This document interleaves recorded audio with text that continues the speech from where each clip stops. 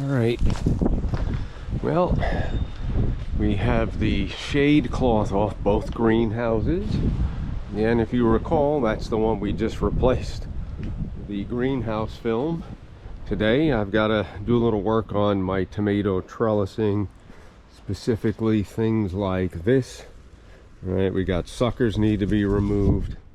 Over here, same thing, a little more lower and lean across our wickets. I might have to get a fourth here, but you could see less than a week, the new growth. I kind of clip them right near the top, so I have more suckers.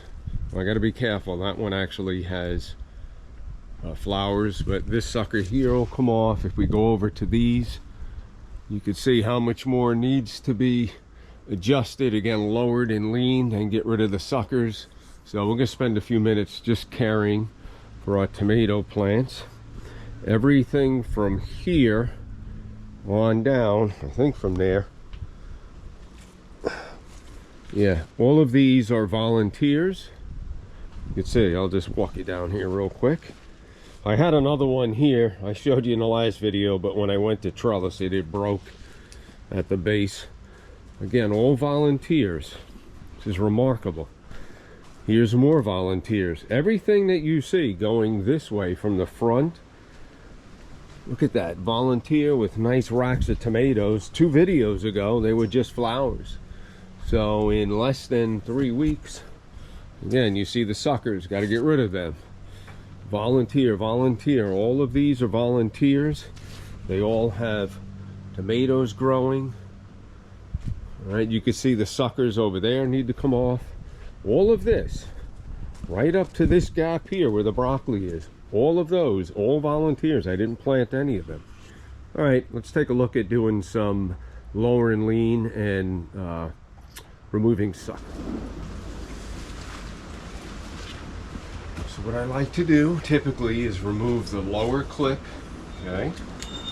All right, I also have to loosen up this string, otherwise it's not going to want to lower and lean. So I'll remove that clip. Again, this is just a little tomato trellis clip. Now that I've removed that and I've loosened the tension up here, we can lower. And now you have to move your hook. I'm going to have to install a wicket down here, and the next thing I like to do before I put my new clip on, or actually just move the clip, is any suckers, we'll just trim those off. And I also, while I'm at it, any extra leaves that aren't needed, and typically I judge that by where there are racks of tomatoes. So I don't need any leaves below any of the tomatoes. So there we go, right there, there. Look at that head of broccoli. Okay, now let's put the new clip on. And actually what I'm going to do, I'm going to reinstall this clip down a little lower here.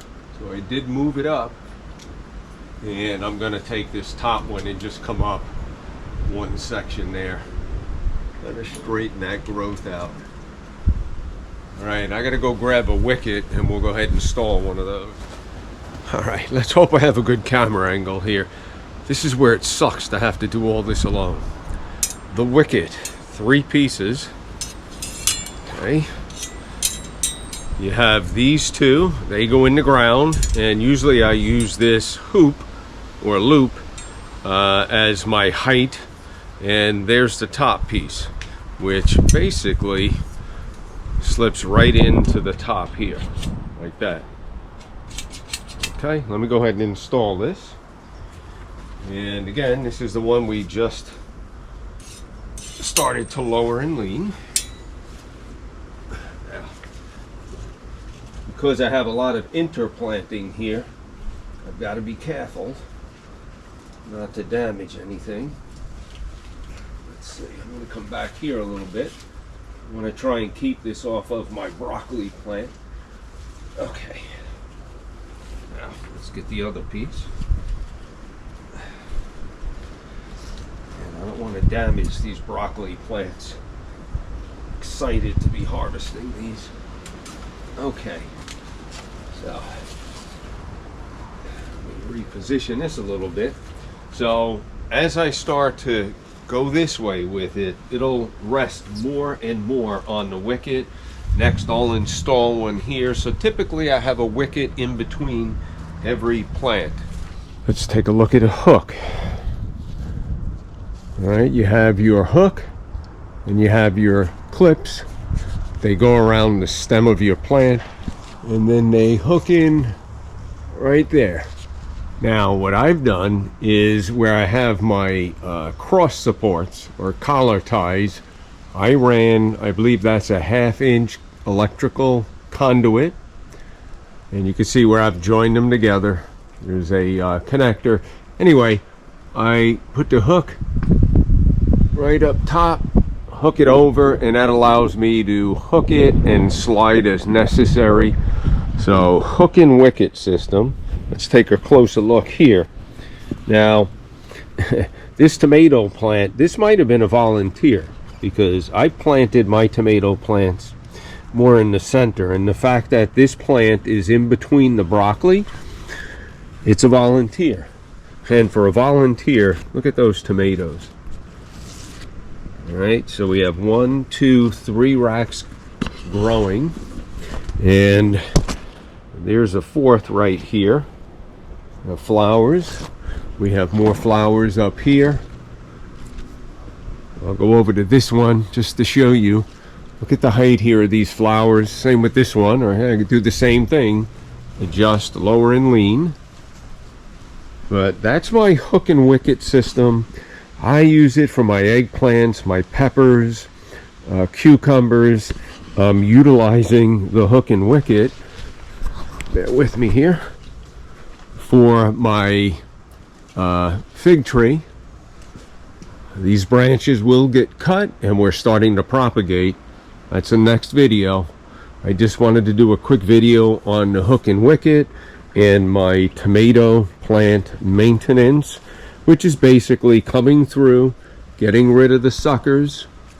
Right, there's a sucker right there. We're going to get rid of them, and then we're going to move our clips up. Well, let me take the one from the bottom. Okay, and we're going to come right up here, go around the plant, and I want to be careful that I have a little cluster of flowers starting right there, and there you go. It's that simple. It's a great system. I'm very satisfied with the upgrade to this hook and wicket system. Alrighty, as I end this video, we'll take a look. Oh, look at all those starts. Fig propagation.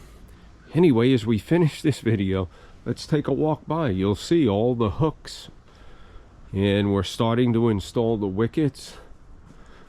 And again, the majority of these tomato plants I did not plant. I wanted to scale way back on my tomato production and leave room for broccoli and cabbage, radicchio, fennel. However, I'll take what the good Lord is going to give me, and we'll go ahead and grow out these volunteers. But again, a quick video on my hook and wicket system. I got it at NeverSink Tools. I think it's a fantastic system. It's pricey, but for me, well worth the money, because I can't get a ladder in here. My walkways are too narrow. I can't put the ladder this way because I interplant way too much. So I needed a way that always keeps my tomatoes and being able to maintain, remove suckers of the tomato plants within my arm's reach. So we'll finish up by saying thanks for watching. If you guys have any questions or comments about the hook and wicket system, please leave them in the section below. I'll be happy to answer any questions. There you go. All right, we're coming up, third week of November is almost behind us now. Today's the 21st. And this is how we grow our organic vegetables, tomatoes. So we'll see you on the next video. As I was walking out, finishing the video, the sunlight hitting these gorgeous tomatoes. These are the Roma plum. I just had to get a little video. Now we have been eating some cherry tomatoes. Oh, so good. But look at all these racks. This is why I love this Hook and Wicket system. Look at that. I mean, that's gorgeous. All right, folks, this is easy. You can do it. All right, I'm not a professional. I'm not a farmer. I'm just the guy that survived cancer and wanted a healthier lifestyle. So, all right, that's it.